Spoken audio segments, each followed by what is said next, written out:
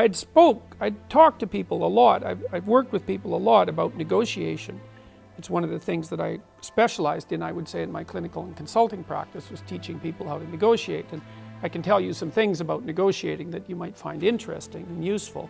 The first is, you can't negotiate from a position of weakness. So all of you who are going to be developing your careers in the future, you need to understand that if you want to push your career forward, well, first of all, that you do in fact have to push it forward, because if you're competent and silent, you will be ignored. And you know, that's rough, because you might think, well, people should reward you because you're competent, and yes, of course they should, but if you're competent and silent, then you're not a problem. You're just part of the background that's keeping everything functioning. And so if you want to develop your career in terms of promotion, say, and salary, is like you have to be competent and you have to be strategic. And to be strategic, when you negotiate for a new position or for a new salary, you have to be able to say, if you don't give me what I want, then something you don't like will happen to you. And what that means, it's not a physical threat, it's that you have an option. You know, so you have your CV, your resume in order, right? You're educated and competent and desirable to people outside of your immediate job. You're willing to instantly put yourself in the job market and undergo the stress of finding a new position and undergoing interviews and all of that. And you have that all planned out, so that when you go talk to the person that you're negotiating with regards to your salary, you're credible. And you see, because it's very seldom that you're talking to the person who's at the top of the pecking order, let's say. What you need to do with them is to tell them a story that they can tell to their boss to make you not a problem. And a good story is, look, we really need this person because they're hyper competent and they have a better offer. It's like, well, then you're going to win the negotiation. But if you go in there with no power, well, you're going to lose, obviously. So the first thing that you need to know if you're going to negotiate is that you have to be able to say no. And what no means is that you're not going to do it. And when I made the videos about Bill C-16, I thought it through. And I thought, there's no damn way I'm following this law. I don't care what happens. And I didn't say that lightly. I thought it through. I thought, okay, well, let's assume the worst case scenario, and the worst case scenario would be that a student would report me to the Ontario Human Rights Commission, and then they would do an investigation. Then they would find me guilty, because the Ontario Human Rights Commission finds 99% of the people brought to it guilty, because that's what totalitarians do. And then I would refuse to pay the fine or cooperate with whatever the re-education they would put me through would be, and then that would move to civil court, and then I would be fined for contempt, and then it would, you know, then the whole legal catastrophe would unfold. And I thought, well, I could either do that, or I could allow the government to regulate my speech. It's like, nope, that's not happening.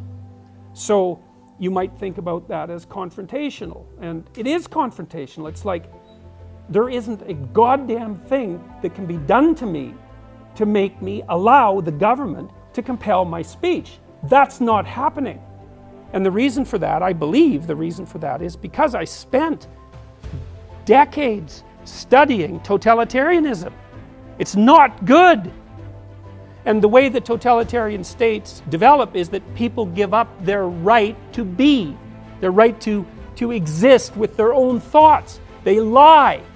That's what happens, is that individuals sacrifice their own souls to the dictates of the state. And then everything goes badly sideways.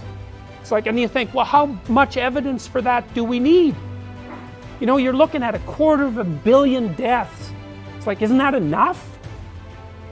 Well, the people that I read who were profound, Viktor Frankl's a good example for beginners. If you want to read about this sort of thing, wrote a book called Man's Search for Meaning. And Frankl, and also Solzhenitsyn, and a variety of other commentators as well, who really looked into what happened in both in Nazi Germany and in the communist states. Their conclusion was universal, is that the lies of the state, the lies and tyranny of the state, are aided and abetted by the moral sacrifice of the individual. It's not top down. The Nazis are telling you what to do and you're all innocent and obeying. That's not how it works. Is you falsify your being bit by bit, and you end up where you don't want to be. And that's a bad idea. And if you're interested in that, there's a great book called Ordinary Men. You read that and you won't be the same person afterwards, so I would beware of reading it. But it's a story about these policemen in Germany. So they were middle-aged guys, you know, and they grew up and were socialized before the Nazis came to power. So they were just your typical middle-class policemen. And they were brought into Poland after the Nazis had marched through and charged with keeping order in the occupied state. And they knew, their commander knew that it was going to be brutal because they were in wartime, and they regard the Jews, for example, as enemies, and so there was going to be a fair bit of rounding up with all of that, with all of what that implied. And the commander told the policemen that they could go home if they wanted to, that they didn't have to participate in this. And then what Ordinary Men does is document their transformation from ordinary policemen, the sort of people that you know, to guys who were taking naked pregnant women out into the middle of fields and shooting them in the back of the head. And it documents one step at a time how an ordinary person turns into someone like that. You think, well, we don't want that sort of thing to happen anymore. Well, then you don't want to be that sort of person. That's how it's fixed. And if you're not going to be that sort of person, then you don't take the first steps. Because the first steps lead you down a pathway that, at least in principle, you don't want to go.